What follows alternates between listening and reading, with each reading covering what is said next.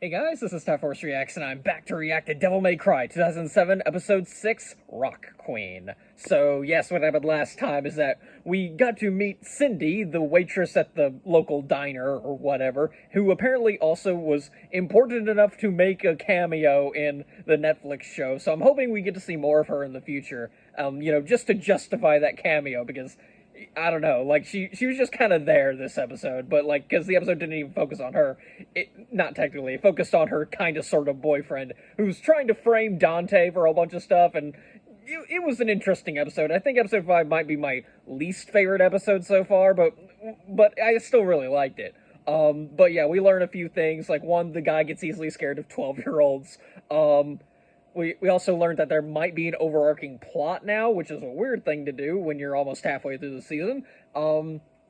Because there's this random dude who just gives the guy, like, a bell that summons demons.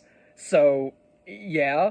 And we also learn that Lady is just comfortable enough just literally knocking on Dante's bedroom door, busting it open, and going, "Dante, I heard you have money, give me," in the middle of the night, in the early hours of the morning, probably. And I'm just like, that's just funny to me. I'm sorry. But yeah, who knows what we're getting in this episode, so yeah, let's just jump right in. Okay, I was wondering what Rock Queen meant in this episode. I kind of figured it was either, knowing Devil May Cry, it was most likely, the music kind of rock. But on the other hand, for all I do, it could have been a literal rock. Oh, goody. Yeah, alright. I know I said it last episode, and I probably said it before, but, like, yeah, the demon designs are honestly really cool.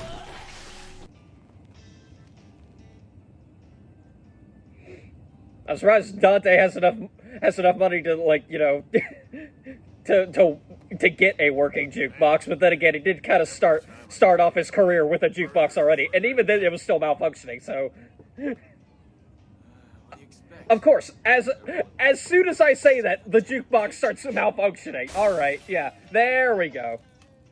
Okay, maybe not.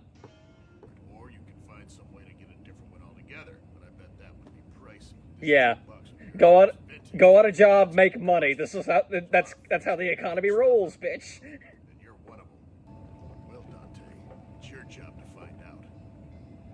Okay then. Yeah, because more than likely, this is a haunted mansion. We need a devil hunter to shoot anything that's not us. I'm afraid that our profession is simply treasure hunting. Oh, and that's the guy who was at the concert, right? So. At least I think it is. I'm not sure.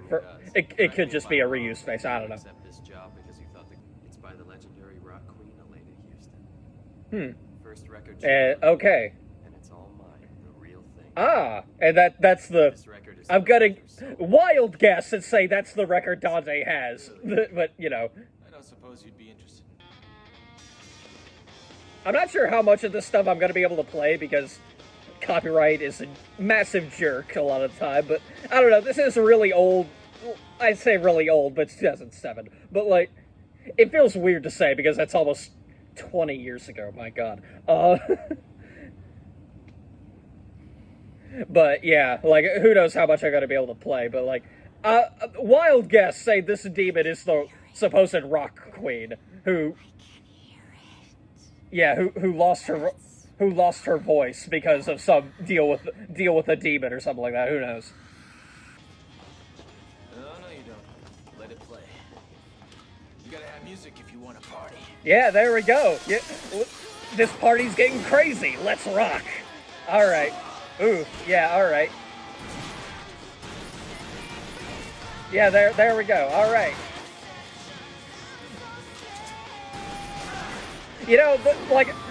This show isn't, like, the best thing I've ever seen before, but, like, it's certainly got the vibe of Devil May Cry, so I'll give it that.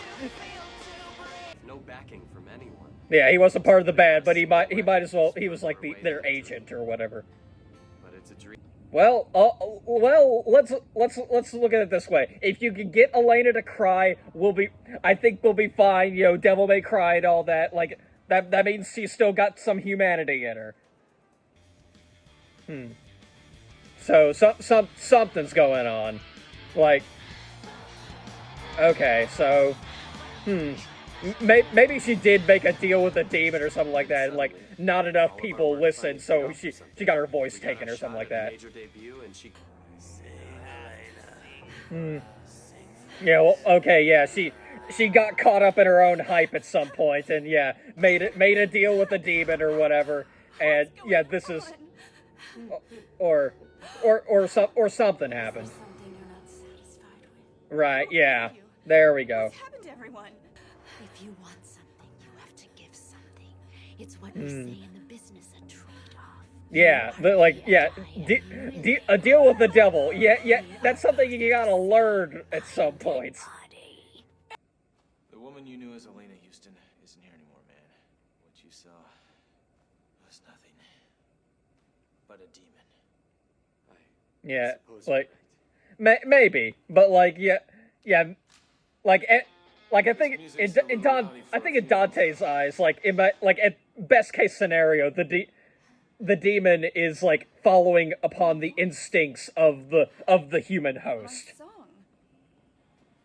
Like, oh, okay, all right, You want your songs back, don't you? yeah, okay, yeah, she is still in there somewhere, but like, You have to let's crush them. Let's do it for your songs, the most precious things to you. Let's kill. yeah, okay, yeah. Dang it, this is what. This is less of a possession. This seems almost like less of a possession situation, and more along the lines of Gollum and Smeagol. Like just process. No.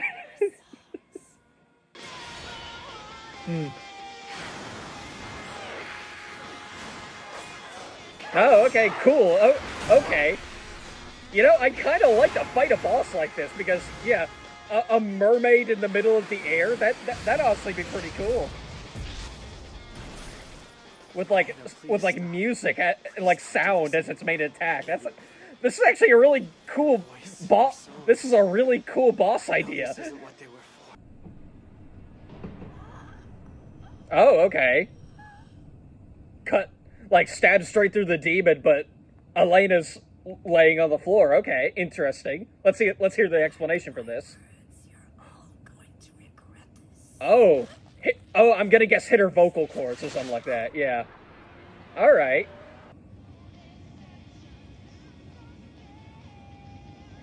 Okay. I'm guessing Dante took that as like payment for the mission or whatever. Like took a jukebox and the one record. Because yeah, it's the same record, obviously.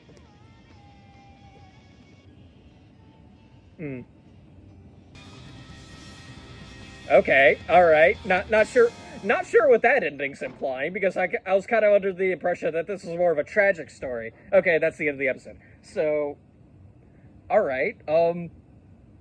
Like I said, not sure what that ending was implying, but yeah, that was a more sad episode than I was expecting it to be. All right.